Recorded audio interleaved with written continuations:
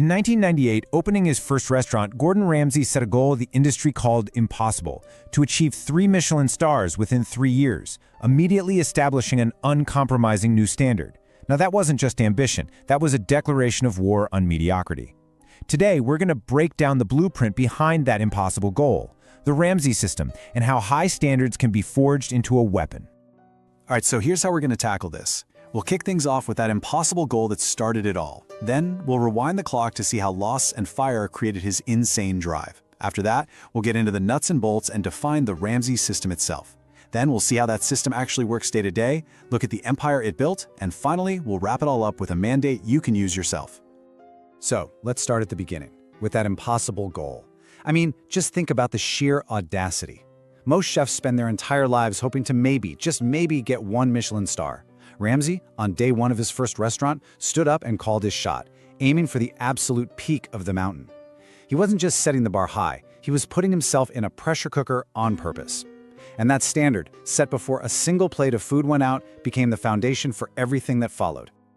And this quote right here, this tells you everything you need to know about his mindset. For him, it wasn't about ego. It wasn't just about the awards. It was a cold, hard calculation. He looked at the world of fine dining and saw a battlefield. And on a battlefield, compromising, being good enough, gets you killed. He knew the only way to survive, let alone win, was to be better than everyone else. Not by chance, but by design. Quality wasn't a feature, it was his shield. Okay, so let's really break down this goal, starting with the what. 3 Michelin stars. If you're not in the food world, it's hard to explain how big a deal this is. It's the Nobel Prize, the Super Bowl trophy, and an Olympic gold medal all rolled into one. It means absolute, undeniable perfection. People dedicate their entire lives to this and never get there. So for him to make this the target right out of the gate was just unheard of. And if the what was crazy, the win is what made everybody say, no way. 3 years. This wasn't some far-off dream, it was a dead sprint. That deadline created this incredible, almost crushing pressure. But here's the genius of it. For Ramsay, the pressure wasn't a problem with the plan. It was the plan. He knew that immense pressure was the only thing that could forge a system and a team tough enough to actually pull it off. So to really get the system, you have to get the man. And to get the man, you have to understand that his relentless drive, well, it wasn't born in a kitchen. It was forged in the ashes of a completely different dream. You see, his first identity wasn't chef, it was athlete. He was a rising football star on the verge of going pro.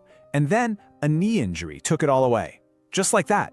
Suddenly all that discipline, that competitive fire, that absolute hatred of losing, it had nowhere to go. So he had to channel it into something else. He found a new arena, the kitchen. And he learned under the toughest chefs in the world. Guys who taught him that perfection wasn't magic, it was a brutal, repeatable process. It was right there, in that transfer of energy from the field to the kitchen, that the Ramsay system was born. And this right here, this is the whole game. He took the software of an elite athlete, that raw aggression, the discipline, the drive, and he installed it onto the hardware of a chef. He turned physical intensity into a systematic process. So when you see him on TV and he's screaming, that's not just some guy losing his temper. That's the disciplined application of a competitive drive that had to find a new way to win. So, we've seen the origin story. How does that athletic fire get turned into an actual, repeatable philosophy? That brings us to the Ramsay system itself. And you gotta understand, this isn't just a mood, it's a calculated strategy for total dominance, where quality becomes this impenetrable wall, a competitive moat that nobody else can cross. Let's unpack this definition, because the words really matter. It's a systematic belief. It's not a suggestion, it's the core operating system. The central idea is that the only thing that keeps you on top long-term is being better. And you get there through ruthless optimization.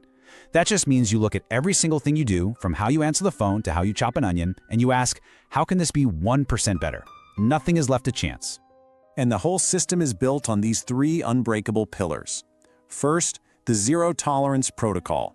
This means a mistake isn't just an oops, it's an attack on the entire mission. Second, the simplicity of perfection. And this is key. It's not about making super complicated food. It's about taking something simple, like a piece of fish, and cooking it perfectly, every single time. That's what you can scale. And third, pressure as communication. All that intensity, it's a tool. It's designed to make sure feedback is instant, clear, and impossible to ignore. There's zero ambiguity about what the standard is.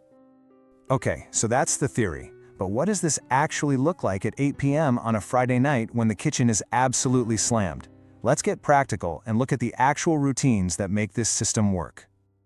Just imagine the scene during a dinner rush. Orders are flying in, timers are going off, people are yelling. It is pure chaos.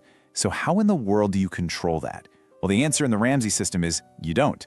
You can't control chaos. Instead, you build a fortress of order before the chaos ever arrives. You prepare so meticulously, so perfectly, that when the storm hits, you're ready for it. And this is how they do it. The Mise en place mandate. It's a French term that basically means get your act together. For Ramsay, it's a religion. Every single ingredient is prepped. Every tool is in its designated spot. And then, this is crucial, there's a pre-service audit, an inspection. This is where that zero-tolerance protocol comes to life. If a station isn't 100% perfect, you've already failed before the first customer even walks in. But look, no matter how much you prepare, mistakes are going to happen. A dish gets sent back, an order is wrong. Now, in a normal kitchen, you fix it and you move on. But in the Ramsay system, a mistake isn't just a problem to be solved, it's a gift, it's data. So how do you build a system where every failure makes you stronger? You use the relentless feedback loop. Step 1 is what you see on TV, that immediate loud correction. That's the fire alarm going off. But the real magic happens next. Step 2 is the post-mortem. The team breaks down what went wrong, why did it go wrong, which leads to the most important part, step 3, correct the system. Notice, it's not about blaming the person. It's about figuring out how the process failed them and then fixing the process so it can never happen again. So you take this machine for perfection, this system of constant improvement, and you run it for a couple of decades. What do you get? You don't just get one great restaurant. You get a global empire, all built on a single replicable idea. I mean, the results are just staggering. The exact same system that was born in one tiny kitchen in London became the engine for a worldwide enterprise. We're talking restaurants across multiple continents, a media empire that made his name famous everywhere, and a pile of Michelin stars that puts him in the history books. It's proof that the system doesn't just work, it scales. So, when you boil it all down, his real legacy is this. He took the idea of zero tolerance for mediocrity, which used to be hidden away in these elite, high-end kitchens, and he put it on billboards. He made high standards a global brand. He proved that being ruthlessly committed to quality isn't just a personality quirk, it's a killer business strategy. Okay, so this is all great, but most of us aren't running a Michelin-starred kitchen. So what's the takeaway? How do we take these principles and actually apply them to our own lives and our own goals? That's the last and most important piece of the puzzle. Here's your blueprint. First, adopt a zero-tolerance protocol. Pick one area of your work or your life where good enough is no longer acceptable. Second, use the Mise en place mandate. Before that big presentation or that important project, prepare like crazy. Control every variable you can. Third, get it through your head that real quality isn't a fluffy goal, it's a tough, systematic process. And finally, you have to commit. Decide on your standard of excellence and make it absolutely non-negotiable. When you look back, Gordon Ramsay's entire empire is built on one simple, brutal truth. Mediocrity is the enemy of success. The Ramsay system we've explored was his blueprint for taking the raw fire of an athlete and channeling it into a systematic machine for perfection.